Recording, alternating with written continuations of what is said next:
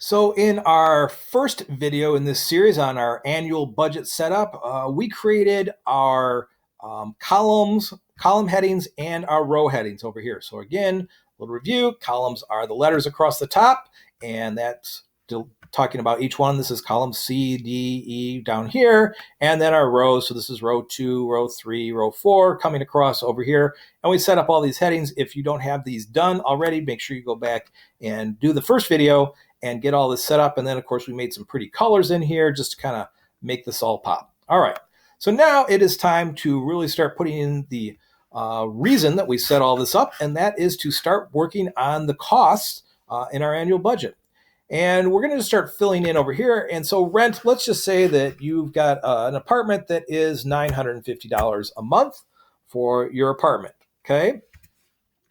Now that $950 a month is pretty much going to be the same all year round. And I could type in 950, 950, 950. But again, as we've established, I'm lazy and Google helps me out. So if I click on that and that same little square that we did before, remember we pulled the January, February thing all the way across, same square appears, and I can go across, drag it all the way across, and now it says $950 a month.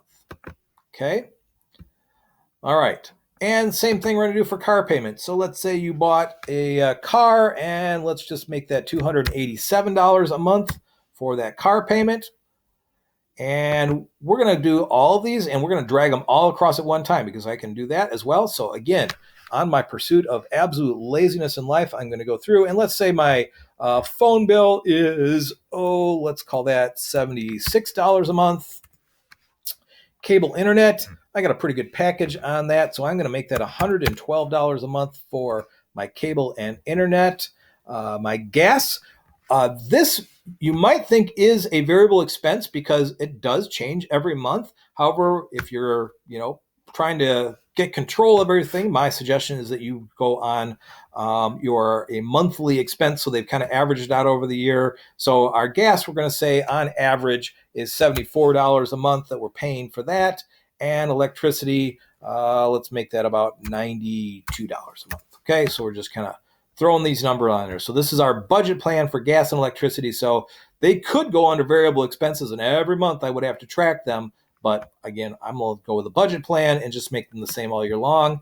And now if I highlight all of these numbers all together and then grab them and pull across, again, grabbing that little blue bar in the corner and then let go and I get across, I can now see it's drug all the ways across 287, 76, 112, 74, 92. Okay.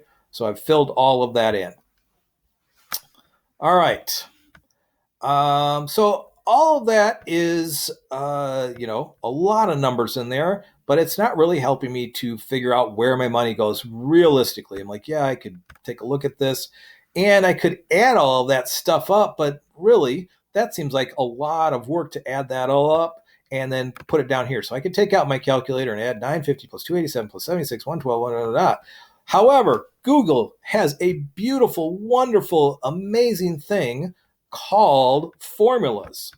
And over here is my formula tool or functions, another way of putting it. Okay. And if I click on this, and actually before that, I want to add all these up, right? So this is my thing is I want to add up all my expenses, my fixed expenses for January, and then we're going to put those down in subtotal. So I'm going to highlight all the things I want to add up. I'm not going to highlight the subtitle bar, right? So just all these things here. Then I'm going to come over here to function, and I'm going to click on sum. And now you can see that there's been a change down here. And let me explain what this is saying, because this is super important, okay? It starts with an equal sign, and you'll also see it up here. This is called the function bar. And so the equal sign says this cell is going to equal. This is what is going to go in this cell. And the next thing is the word sum, S-U-M. Again, back here under function, I've got all these different functions, average and count and max and min. So I could use a different function. It's going to say that. So if I were to have selected average, it would say equals AVG. This is my average, okay? So that's what these letters are over here. And then I've got a parenthesis in this case. And then the B2 colon B7. So what that is saying, and then other parentheses. So it's saying I'm going to sum everything from B2. So remember, our cell is designated by the column and the row. So this is B2. The colon says everything from B2 down to B7. So everything B2 to B7, and B7 is my electricity bill down here. I'm going to add all that up for you, and I hit enter.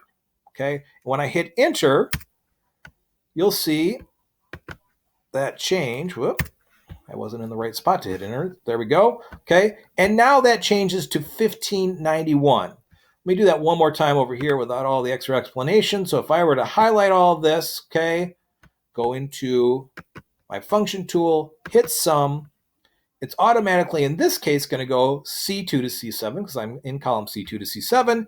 I hit enter, and it does the same thing. Okay, so this is the sum of everything B2 to B7. Now, you'll notice that this number appears, but that number isn't actually what's in the cell. I'm going to put over here the number 1591, and you'll see in a little bit why I wouldn't want to just do that along here. Okay, so 1591, 1591, not 1591. Now, this is actually 1591. As you see, when I click on the function, it comes up, and that's the number. And the same thing I would see any of the rest of these places, wherever I click over here, okay, it's there. But in these two, it's not just 1591. It is saying this is, in this cell, it's going to equal to the sum of B2 to B7. And this one is going to equal the sum of C2 to C7. Now, what difference does it make, Mr. Brooks? It's all 1591. Well, it is until it isn't. So let's say that our cable guys called up and said, hey, we got a deal on cable, and we can reduce your cable bill by $5 a month.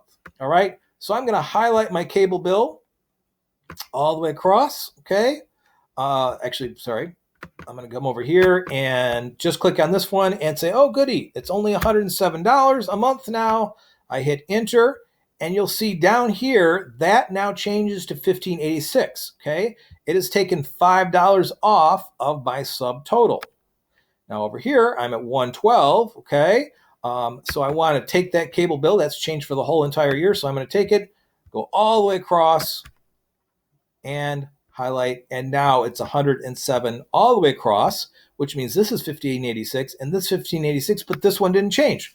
Why didn't it change? Because it's not a formula. So the value of formulas is that they are automatically going to update every time that we change something in here that's within the formula. Okay, for here, it's going to make a change. All right, so obviously the answer is then we want a formula all the way across, but again, being lazy, Google gives us the option of, if I click on here, and again, I've got my formula, sum of C2 to C7. I click on it, and I come down and grab the little magic blue bar to drag that formula across.